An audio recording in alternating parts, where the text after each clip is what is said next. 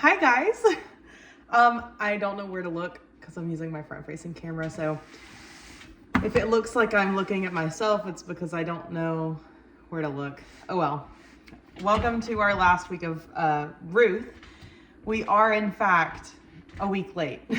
I know so many of you wait for these videos, and I appreciate your patience. It's hard. We're gonna look into next year when we start our new study. Whitney and I are gonna work together to break apart those weeks and try and pre-record some, but then we've also kind of toyed with the idea of bringing one of you in every once in a while and having you with us. So if that's something you would want to be a part of, let me know. It's not, this frame is kind of weird, yeah? I feel very far away. Hold on. It's like angling weird. Sorry if this makes you like nauseous. Okay, I just have to like sit up and closer to you, I think. Okay. Anyway, so kind of toyed with the idea of bringing you guys, one of you each week. So we'll see. I don't know yet, but anywho, regardless, we're so glad you're here. I'm so glad that these videos are helpful. At our last meeting, I did kind of joke around and say, like, if they're not helpful, let me know. But you guys seem to really like them. And I think that it kind of keeps you accountable. Like, it's like, okay, I have to do my reading this week because I have to watch the video. So hopefully it has helped you in that way or helped you understand what you're reading if things have been a little difficult to understand. Anywho, let's make this quick because my phone has very minimal storage. And I also cannot.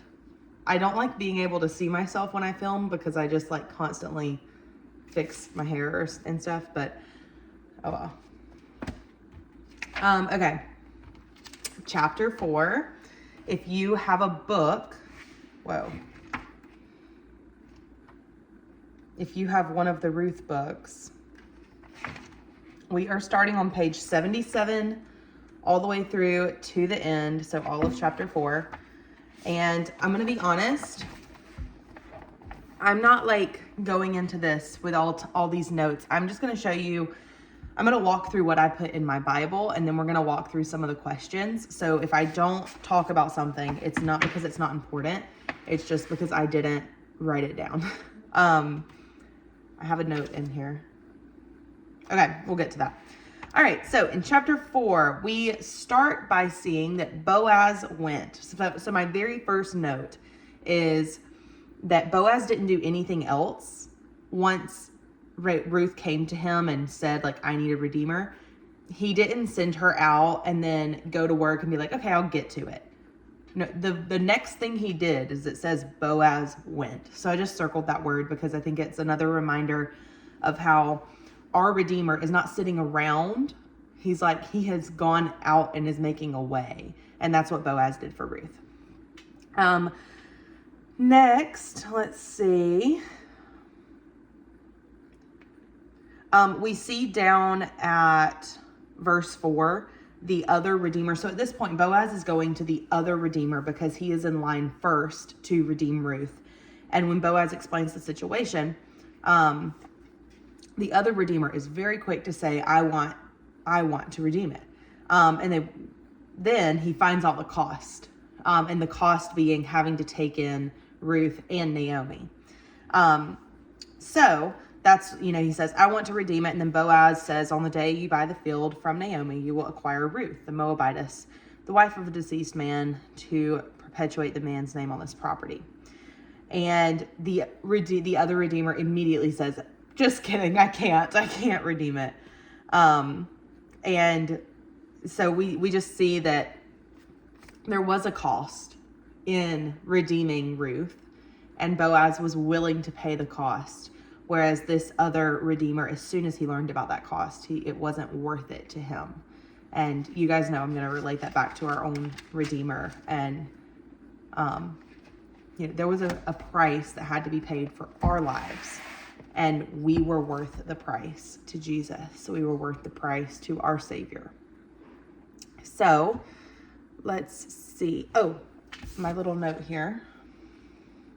Oh, it's literally what we just talked about. It says the other redeemer was quick to want the land, because when you redeem, you would like get the land that belonged to the deceased husband. He was quick to want the land until he learned the cost, which was caring for Ruth and Naomi. Boaz was selfless to take on their cost. You are not too costly for Jesus. He says that you are worth redeeming. So there's that note. Apparently that stuck out to me. Comes with praise. I have a note that says, look at 1 Corinthians 6:20. I know exactly what this is going to say.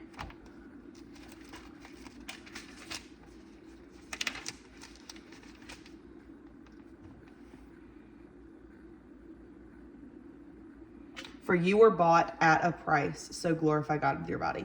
So it's another, the New Testament also confirms that redemption cost something. Not just back then, but also today. So, cool. Okay.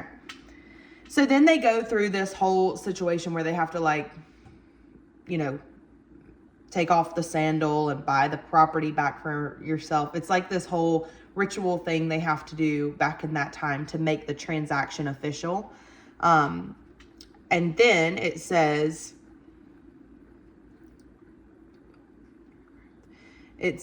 all the people who were at the city gate, including the elders, says, we are witnesses. May the Lord make the woman who is entering your house like Rachel and Leah. And I put a note here, and I wish I remembered where the note came from. I'm sure it came out of our book.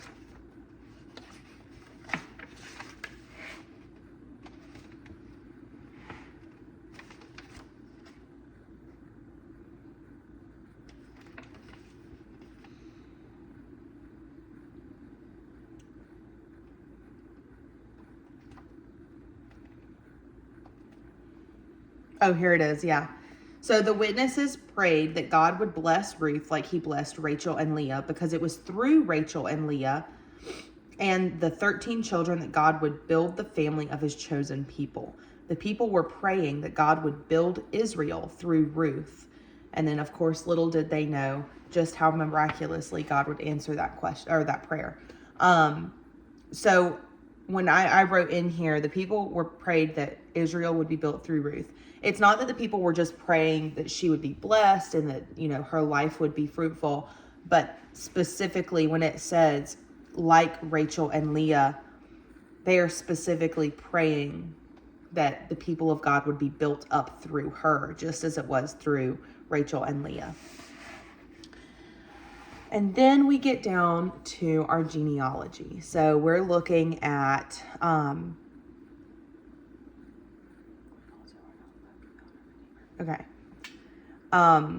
in verse 14, it says, the woman said to Naomi, blessed be the Lord who has not left you without a family redeemer today. And then also, like we've talked about through this whole thing, is we are also not left without a redeemer. He will renew your life and sustain you. And then as we read on down, we see this genealogy of Ruth's life. I'm going to read in verse 17. The neighbor women said, a son has been born to Naomi, and they named him Obed. And he was the father of Jesse, the father of David. And as we know, David was then in the bloodline of Jesus. So this whole time we've been reading Ruth, we see this picture of our Redeemer through Boaz as the family Redeemer. But we also get the reminder of how God can use ordinary people. Not only can God use ordinary people, but God can use people that were at one point in life not for him. Remember, Ruth was a Moabite woman. She had to convert to Christianity, to the religion that Naomi was. And we saw that in chapter 1, verse 16 and 17. We see her conversion. And God uses her. God never said, you were not good enough. You took too long to find me. Your past is too bad. You've been through too many bad things. You've done too many bad things. God used her and Naomi to ultimately bring about the Messiah many years later. So let's look at, I want to make sure there's no notes in this section in my Bible. Give me 1 second.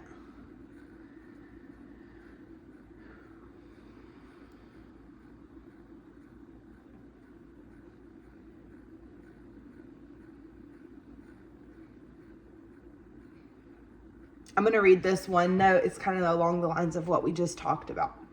It says, God turned around the lives of Ruth and Naomi. Naomi was bitter towards God. Ruth was widowed and alone, but God had bigger plans for them. God can turn things around and make something out of nothing, and make good out of bad, and somebody out of nobody. So that is the stuff that I have specifically written in my Bible. I need to tape this in at some point.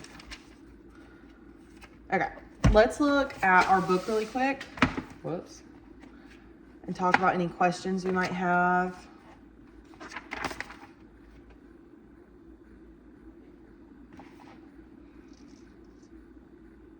Okay, the first question I feel like we can talk about is, what is the cost of following Jesus? And we can talk about this next time we meet, but the cost of following Jesus is, we cost him everything. It cost him his life to redeem us, and it cost us our life to follow him. It says we are to die to ourselves, take off our flesh, and live through the Holy Spirit. So in my mind, when it says, what is the cost of following Jesus? The cost for me is like laying down my cross, like laying down my pride, laying down the things that I want, the plans that I have, and picking up the cross that Jesus has for me, picking up the plans that Jesus has for me. That's everything. But there's hope in that, because sometimes that can feel like, I don't want to lay down everything I've ever known and loved. But we have confidence through the word that everything God has in store is far better than what we thought we could have in store. And we kind of see that a lot in Ruth too, with how Elimelech makes the decision for his family to flee Bethlehem and go to Moab. And we see the consequences of him doing that was his life. And we talked about this in our meeting the other day. But when we're walking outside of God's plan, we're not under that. We're not under his wing. We're not under that protection. And, so following God might cost us everything, but it gives us his plan. It's that obedience gives us our protection, and it gives us what he has promised to be better. But walking in our own plan only gives us what the world can promise us, which isn't very much in comparison to what God has in store. Let's see.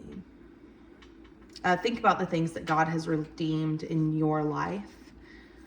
If there's anything specific you want to share, you can share that. When I think about things God has redeemed in my life, I think about my own personal relationship with God. And I grew up in the church, so I've always had a relationship.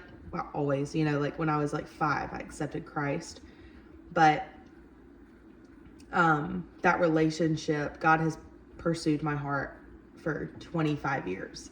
And when I feel like I've fallen away, or when I've gone through a season of being angry at God, he's redeemed that. He's covered it in grace and given me new life through him.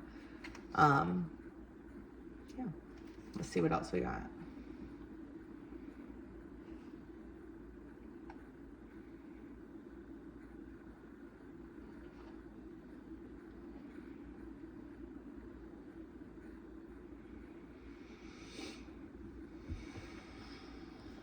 Okay, 2 questions from this page. How have you seen God's faithfulness in unlikely circumstances? And I wrote down, it's hard to see God's faithfulness when you're in the midst of the unlikely circumstance. I can tell you that I didn't feel God's faithfulness when I was going through the hard season, but I can look back and see God's faithfulness now. Now that I've lived it, worked through it, and I'm removed from it, I can look back and see it. And that, we again talked about this on Monday night, going through those unlikely circumstances, those hard times, it's what draws you closer to God. It's what grows your faith, because now when I go through harder things, I can look back and I can say, even though I didn't feel God's faithfulness then, I know he was being faithful. I can see it now. So now that I'm in a hard season again, I can trust that God's going to be faithful because he's done it before. And then also it says, Jesus gave up everything for us. What might he be asking you to give up to serve him more? This kind of goes back to surrender and dying to yourself, but specifically what in your life is God maybe asking you to let go of so that you can serve him more? For me, I wrote down my idea of what I should be doing. So my time really is what I feel like God wants me to, God is like teaching me to say no. And it's learning how to discern what to say yes to and what to say no to. That's really hard for me right now. And so my idea of what I should be doing might not be the idea of what God has planned for me. So figuring that out. Discernment is so hard. If you're not praying for discernment, start praying for discernment. Every single day, I'm like, Jesus, help me be obedient to your plan, even when I don't know what I'm being obedient to. I think I shared this. I'm having deja vu right now. One time somebody told me that, did I already say all of this? This is so weird. I'm having so much deja vu right now. My dog's gonna bark. Okay, stop. Somebody told me one time that if you're having deja vu, this is probably hocus pocus stuff, but it means that God is like confirming that you're doing what you're supposed to be doing, that you're in the place he wants you to be in. Anyway, all of that to say, one time I saw this quote, and I may have shared this with you guys before, but it said, if you are too busy to foster your relationship with God, then you are more busy than God ever intended you to be. And that hit me like a ton of bricks, because when I wake up in the morning, my life is on go. I'm like, how can I get Evie to school quicker? How can I get home and start working immediately? It's not wake up and how can I get in my Bible first? And I'm working on that. That's something I'm working on. It's something I did today. I came home and I caught myself going into my office to start my workday without having opened my Bible, without having spent time in prayer. So if you are too busy to foster your relationship with God through time in the Word, through prayer, through worship, through community, through service, if you are too busy to foster your relationship with God, you are more busy than God ever intended you to be. That's deep. That's not from me. I don't know where I found that, but if I find the source, I'll share the source. Okay.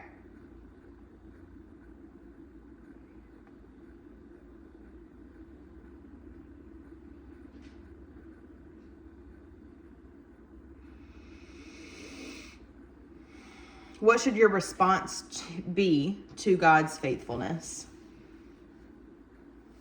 So when we recognize God's faithfulness, even when it's hard to recognize God's faithfulness, what should your response look like?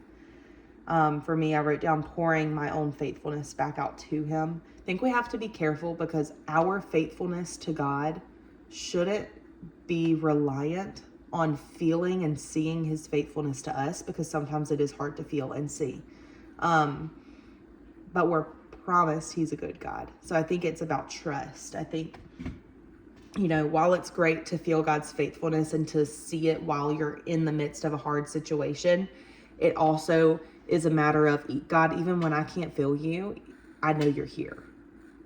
But a response to his faithfulness, I would say, is to be faithful back, to desire more of a relationship with him.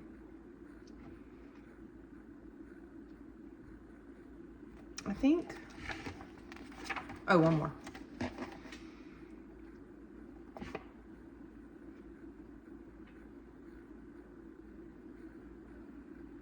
Okay, last question we'll talk about. I'll give you my answer, and then I would love to know y'all's thoughts. What aspect of God's character stood out to you most in the study of Ruth? I wrote down his sovereignty, his ability to be working in ways that I don't even know, and it's all for the good of his plan and his kingdom. Ruth had no idea what God would do with her life. Naomi had no idea. In fact, Naomi had no expectation that God was going to work in her life because she felt he had turned his face away from her. But he did, because he's sovereign and he's almighty. He knows what is happening before it happens. He knows what's going to happen before it gets the chance to even start to happen. You know, he knows our life far, far ahead than we do. I shouldn't read this verse. I should save this for when I'm speaking on this verse later in a few weeks, but, every time I talk about this now, I come back to this verse. God knew so long ago, like, God knew you would walk through this hard season, not just before you were conceived. Like, he knew it before the concept of you was formed, and like, it just blows my mind. Ephesians 1:4 says, "For he chose us in him before the foundation of the world, to be holy and blameless in love before him." Like, God knew you before creation. God knew you before he made the world. That's crazy. Oh, that's wild. Like, and that's, I think, what from Ruth, for me, is like the biggest characteristic of God I take away is that they had no clue the depth of God's plan. Yeah. Gosh. It just gives me so much joy. I love it. And it's so nice. I recorded this morning. It's like it's 10 a.m. and now I get to go all day feeling like this, which is so nice. Okay. Anyway, thanks for joining us for Ruth. We had a great time in the book of Ruth. I hope you got a lot out of it.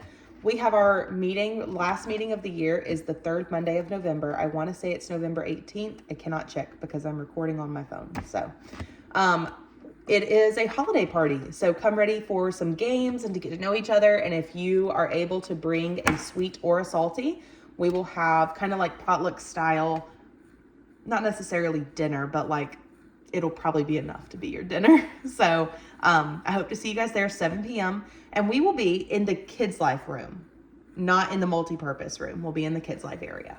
So yay. All right, guys. Bye.